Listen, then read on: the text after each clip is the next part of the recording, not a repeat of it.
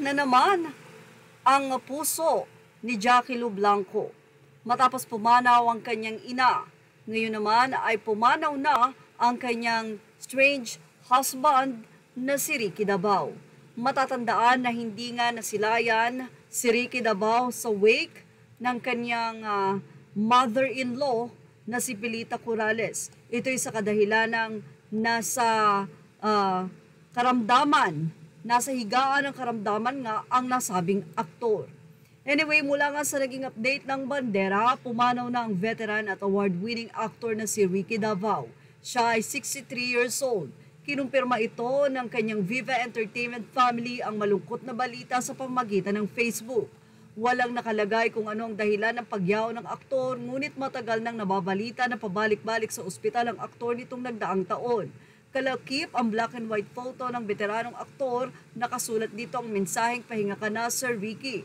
Ang aktor ay namayapa sa edad na 63. Magse-celebrate sana si Ricky Dabao o Frederick Charles Cabales Dabao ng kanyang 64th birthday sa darating na May 30.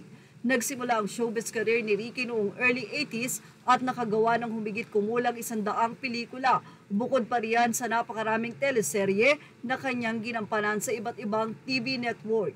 Bukod sa pag-arte, nakapag-direct din ng ilang TV show si Ricky. Isa rin siyang industrial management engineer pero hindi na nga niya ito nagamit bilang propesyon.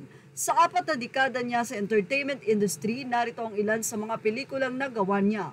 Verdugo ng Munti 1993, Escapo 1995, Cristo 1996, Mula sa Puso 1999, You and Me Against the World 2003, Barcelona, A Love Untold 2016, Bato, The General Ronald De La Rosa Story 2019, and Big Night 2021.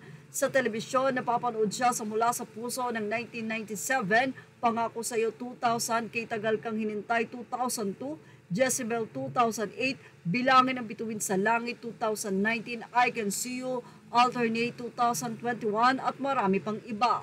Kasama rin siya sa upcoming action fantasy serye ng GMA7, ang Encantadia Chronicles Sangre na pinagbibidahan ni Angel Guardian Kelvin Miranda, Faith De Silva at Bianca Umali. Ilan sa mga natanggap niyang award ang recognition ay ang mga sumusunod. Best Supporting Actor for Fuckboy sa 2019 Cinemalaya Philippine Independent Film Festival, Best Supporting Actor for Kasal sa 3rd Edis Award, Film Ambassador Actor sa Film Development Council of the Philippines Film Ambassador Night. Naging juror siya sa First Asian International Film Festival Award noong 2013. Mahigpit na yakap po sa buong pamilya ni Ricky Dabao.